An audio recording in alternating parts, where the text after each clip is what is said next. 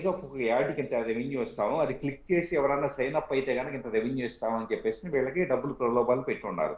Okay. So పెట్టినప్పుడు ఏమైంది, వీళ్ళంతా ఆటోమేటిక్ గా యాడ్లు చూపిస్తూ ఉంటాం. అందుకనే ప్రతి 1 మినిట్ కో 2 మినిట్స్ కో లేదా 5 మినిట్స్ కో ఒకసారి ఫ్రీక్వెంట్ యాడ్లు వస్తూ ఉంటాయి. ఎస్. క్లిక్ చేస్తే గానీ, అది యాప్ ఇన్స్టాల్ చేస్తే గానీ అవి పోని విధంగా వీళ్ళు ఏర్పాటు చేస్తుంటారు. ఏంటి, ఎంతసేపు యూజర్ చూశాడన్న పారామీటర్స్ ని బేస్ చేసుకొని వెనక ఒక టెక్నాలజీ ఉంటుందండి. సో దాన్ని ఫింగర్ ప్రింట్ టెక్నాలజీ అంటారు. దాన్ని బేస్ చేసుకొని యూజర్ బిహేవియర్ ప్యాటర్న్స్ బేస్ చేసుకుని యాడ్ కనపడటం, అది ఇన్స్టాల్ చేయడం, ఈ యాడ్ల ద్వారా డబ్బులు సంపాదిస్తూ అతని అకౌంట్ ని ఈ రోజు చూస్తే కనుక బేసిక్ అకౌంట్ యాక్చువల్ చెప్పాలంటే ఇంకా చాలా డబ్బులు బయటకు రావాల్సి ఉంది అండి. 3 కోట్ల రూపాయలు ఉన్న అకౌంట్ ని ఫ్రీజ్ చేయడం జరిగింది. మరి 3 కోట్ల రూపాయలు సహజంగా గూగుల్ యాడ్సెన్స్ లాంటి వాటిల్లో మహా అయితే కనుక తిప్పి కొడితే ఒక సంవత్సరం 2 సంవత్సరాల కాలంలో ఒక బాగా రెవెన్యూ జనరేట్ చేస్తే 10-15 లక్షలు సంపాదించగలుగుతాం. ఏది మంచి కంటెంట్ క్రియేట్ చేస్తే. అలాంటి 3 కోట్ల రూపాయల డబ్బులు వచ్చినాయి అంటే because of the betting apps. ఇక్కడ డబ్బులు సంపాదనే అతి ప్రధాన ధ్యేయం. మీరు అడిగిన దాంట్లో వీళ్ళు డబ్బులు సంపాదన కోసం మాత్రమే ఇలాంటి యాక్టివిటీస్ ఎక్కువగా చేస్తూ ఉన్నారు. సో ఇల్లీగల్ కంటెంట్ని డౌన్లోడ్ చేయటము రకరకాల సోర్సెస్ నుంచి వాటిని పోస్ట్ చేయడం ద్వారా వీళ్ళు యాక్టివిటీ చేస్తున్నారు. శ్రీధర్ గారు, ఐబొమ్మ ప్లాట్ఫామ్ పైన సినిమాలను అప్లోడ్ చేసే ప్రక్రియ ఏ విధంగా ఉంటుంది? సినిమా విడుదలైన వెంటనే కాపీలు వీళ్ళకి ఎలా లభిస్తాయి? అసలు ఈ సినిమా పైరసీ అనేది ఏ విధంగా జరుగుతుంది? అదేనండి, మెయిన్ ఏంటంటే ఇప్పుడు సినిమా రిలీజ్ ఫలానా అంతా పోస్ట్ ప్రొడక్షన్ అయిపోయి, డబ్బింగ్ అయిపోయింది, పోస్ట్ ప్రొడక్షన్ అయిపోయి సినిమా కాపీ రెడీగా ఉంది అనుకోండి. ఒకప్పుడు కాపీలు అంటే రీల్స్ ఉండేవి, థియేటర్లో ప్లే చేయడానికి రీల్స్ ప్రతి థియేటర్ పంపించబడాయి. ఇప్పుడు కాపీ రెడీ అవటం అంటే ఏంటి, ఒక ఫైల్ రెడీ అవటం, 4K క్వాలిటీ ఉండే ఒక సినిమా ఫైల్ 2 జీబీనో 3 జీబీనో 4 జీబీనో ఫైల్ ఉంటే సైజ్ ఉంటుంది. ఆ ఫైల్ రెడీ అయితే కనుక సినిమా రెడీ అయిపోయినట్టు. ఇప్పుడు ఈ ఫైల్ ఏం చేస్తారు, ఒక సిస్టమ్ లో, ఇప్పుడు ఫర్ ఎగ్జాంపుల్ నాదే సిస్టమ్ అనుకోండి, నా సర్వర్ లో వచ్చేటప్పటికి దాన్ని సేవ్ చేస్తారు C డ్రైవ్ లోను D డ్రైవ్ లోను. ఇప్పుడు ఏమైంది, సర్వర్ లో హోస్ట్ అయ్యి ఉంది. దీనిని సినిమా రిలీజ్ రోజు ఎవరైతే గనక ఏ థియేటర్ల వాళ్ళు ఏపీ, తెలంగాణ, యుఎస్ఏలా ఎక్కడెక్కడైతే కనుక థియేటర్ల వాళ్ళ నెట్వర్క్ లోకి, వాళ్ళ FTP లోకి దీన్ని ట్రాన్స్ఫర్ చేస్తారు క్యూబ్ సిస్టమ్ ద్వారా. క్యూబ్ అని మన సినిమా ప్లే అయ్యేటప్పుడు స్టార్టింగ్ లో వస్తుంది చూసారా, క్యూబ్ అనేది డిజిటల్ డిస్ట్రిబ్యూషన్ ప్లాట్ఫామ్. సో ఏం చేస్తారు, నా సర్వర్ లో ఉండే ఫస్ట్ కాపీని ఈ అన్నిటికీ కూడా ప్రపంచవ్యాప్తంగా ఉండే థియేటర్లు అన్నిటికీ కూడా ట్రాన్స్మిట్ చేస్తారు. అక్కడ అవి FTPలో డౌన్లోడ్ చేసుకున్నాక ఆ ఫైల్స్ ని ప్లే చేస్తాయి. అవి ఎన్క్రిప్ట్ అవుతాయి. థియేటర్లో ఆ సినిమా అయిపోయిన తర్వాత దాన్ని ఎరేజ్ చేస్తారు. అది తర్వాత ప్రొసీజర్.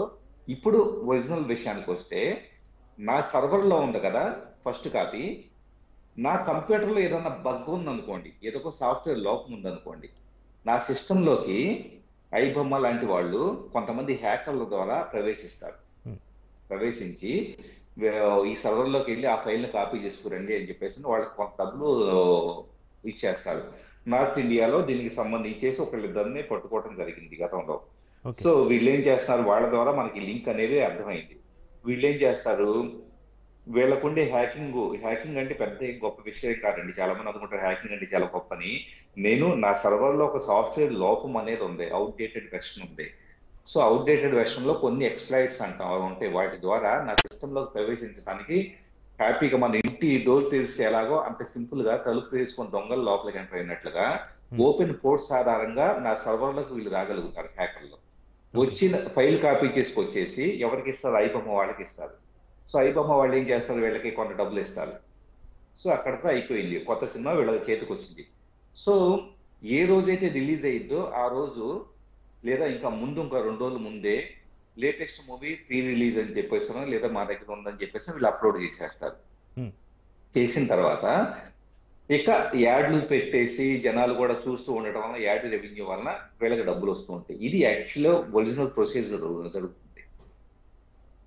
అయితే శ్రీధర్ గారు, ఈ రవి అరెస్టు తర్వాత ఐబొమ్మ వెబ్సైట్ను పూర్తిగా మూసివేయడం సాధ్యమవుతుందో? ఒకవేళ సాధ్యమైతే రవి అరెస్టు పైరసీని అరికట్టడంలో ఎంతవరకు విజయవంతమైనట్లు?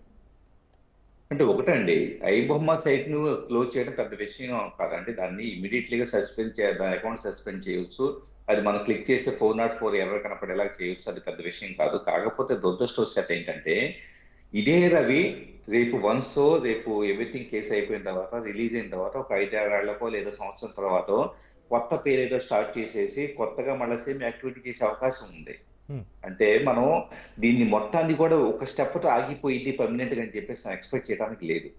నిరంతరం కూడా సినిమా ఇండస్ట్రీకి ఇలాంటి ప్రమాదాలు పొంచి ఉంటాయి. ఎప్పటి వరకు ఈ క్యూబ్ సిస్టమ్ ద్వారా ఫస్ట్ కాపీని ట్రాన్స్మిట్ చేసేటప్పుడు ఈ ఫస్ట్ కాపీ ఎక్కడైతే హోస్ట్ అయ్యిందో ఈ హోస్ట్ అయ్యి ఉన్న సర్వర్ ని సెక్యూర్డ్ గా పెట్టుకోవాల్సిన బాధ్యత సైబర్ సెక్యూరిటీ నిపుణుల్ని పెట్టుకొని ఈ ఫస్ట్ సర్వర్ ని జాగ్రత్తగా పెట్టుకొని ఎక్కడ ఏ సెక్యూరిటీ లూప్ హోల్స్ లేకుండా కాపాడుకోవాల్సిన బాధ్యత ఉంది. అది ఒక స్టెప్. రెండోది థియేటర్స్ లో ఎవరైతే కనుక కెమెరా ప్రింట్స్ రికార్డ్ చేస్తారో సో అక్కడ ఉండే యాజమాన్యాలతో కుమ్మక్క వేసి దానికి చేయగలిగింది ఏమీ లేదు. ఎందుకంటే ప్రతి థియేటర్లోనూ నిఘా పెట్టాలి అంటే కనుక సినిమా టీంకి ఎక్కడా సాధ్యపడదు. ముఖ్యంగా సినిమా టీము ఆర్టిస్టులు కానీ డైరెక్టర్ అంతా సినిమా అయిపోయిన తర్వాత వదిలేస్తారు. ప్రొడ్యూసర్ ఎంతకాలం దీన్ని కాపాడుకోగలుగుతాడు? ప్రొడ్యూసర్ ప్రతి థియేటర్లో వచ్చేటప్పటికి కెమెరాలు ఎవరిని రికార్డు చేస్తున్నారు, ఇది మానిటరింగ్ పెట్టాలంటే ఎంత విజిలెన్స్ పెట్టాలి, అది సాధ్యపడే విషయం కాదు. సో ఈ రెండింటి విషయంలో థియేటర్ ప్రింట్ అనేది ఎప్పటికీ సమస్య. రెండోది ఈ క్యూబ్ ద్వారా వచ్చే సిస్టమ్ ని సర్వర్ ని జాగ్రత్తగా పెట్టుకోగలిగితే కనుక పైరసీని 90% మన అడుగునే స్కోప్ ఉంటుంది. ఓకే, అయితే మీరు చెప్పినట్టుగా పైరసీ ముప్పు సినీ పరిశ్రమకి అయితే ఆ ముప్పు తప్పదు. అయితే పైరసీని పూర్తిగా నిర్మించడానికి ప్రభుత్వం ఎలాంటి చర్యలు తీసుకోవాలి? సరే, ప్రొడ్యూసర్స్ పరంగా సినీ వర్గాలు వాళ్ళ సిస్టమ్స్ను ప్రొటెక్ట్ చేసుకోవాలి, కానీ ప్రభుత్వం తరపు నుంచి ఎలాంటి చర్యలు తీసుకోవాలంటారు?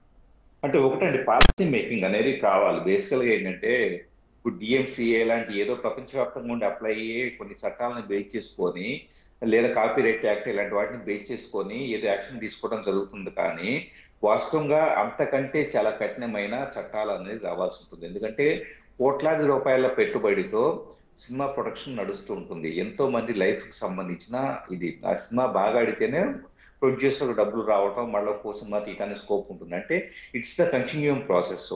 సో దీనిని కాపాడాలి అంటే కనుక అన్ని పరిశ్రమలను కాపాడటానికి ప్రభుత్వాలు ఎలాగైతే కృషి చేయాల్సి ఉంటుందో అలాగే సినిమా పరిశ్రమని కాపాడటానికి కూడా they should have some vision. అంటే ఎలాంటి విజన్? ఎవరన్నా కానీ ఇలాంటి కాపీ యాక్టివిటీ చేస్తే కనుక పట్టుబడితే కనుక ఒక పాలసీ మేకింగ్ లో జైలు శిక్ష ఎంతకాలం ఉండాలి, దీనికి సంబంధించి అవేర్నెస్ తీసుకురావటం. సామాన్య ప్రజల్లో కూడా ఇప్పుడు ఎందుకు సైట్లు మెయింటైన్ అవుతుంది, చూసే వాళ్ళు ఉండబట్టే కదా.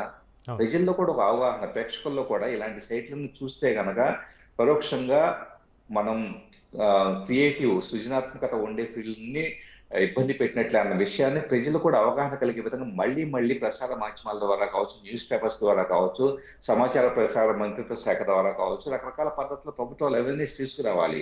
అంటే అన్ని రకాల, ఒక పక్క ఇండస్ట్రీ పెద్దలు, ఒక పక్క ప్రభుత్వము, ఒక పక్క మీడియా అంతా కలిస్తే తప్పించి పైరసీని అడ్డుకోవడానికి సాధ్యపడదు. అలాగే ప్రేక్షకులు కూడా I should watch the genuine content అని చెప్పేసి విధానంలోకి వస్తే కనుక ఖచ్చితంగా దీన్ని అడ్డుకట్టేయచ్చు.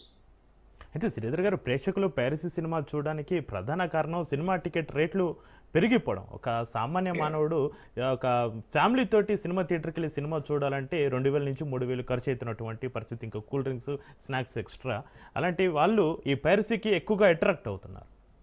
అంతేనండి. అంటే ఒక రకంగా ఒక ఆస్పెక్ట్ మీరు చెప్పిన ఆస్పెక్ట్ చూడాలంటే కనుక సినిమా ఇండస్ట్రీనే వాస్తవంగా తన వెయిన్ తను తవ్వుకుంటున్నట్లు మనం భావించాలి. ఎందుకంటే కనుక మోస్ట్ ఆఫ్ ద పీపుల్ వచ్చేటప్పటికి హీరోస్ రెమ్యునరేషన్, కోట్లాది రూపాయల రెమ్యునరేషన్. సో ఒక నిర్మాత ఒక సినిమా తీయాలంటే ఆర్టిస్టుల రెమ్యునరేషన్కే భారీ బడ్జెట్ ఖర్చు పెట్టాల్సిన, మళ్ళీ లొకేషన్స్ తిరుగుతాం, ఇంత పెద్ద టీమ్ ఆఫ్ పీపుల్ని అన్ని లొకేషన్స్ విదేశాలకు తీసుకెళ్లేసి షూటింగ్ చేసేసి ఎవ్రీథింగ్, మళ్ళా గ్రాఫిక్స్ కోసం అని చెప్పేసి పోస్ట్ ప్రొడక్షన్ కోసం ఇలాంటి ఇంత భారీ బడ్జెట్ పెట్టినప్పుడు ఆటోమేటిక్గా ఏంటి వీళ్ళు ఏం చేస్తున్నారు, సో మాకు వచ్చేటప్పుడు అడిషనల్ ప్రైసెస్కే టికెట్లు పెట్టుకునే ఇది ఇవ్వండి అని ప్రభుత్వాలను అప్రోచ్ అవుతూ ఉన్నారు.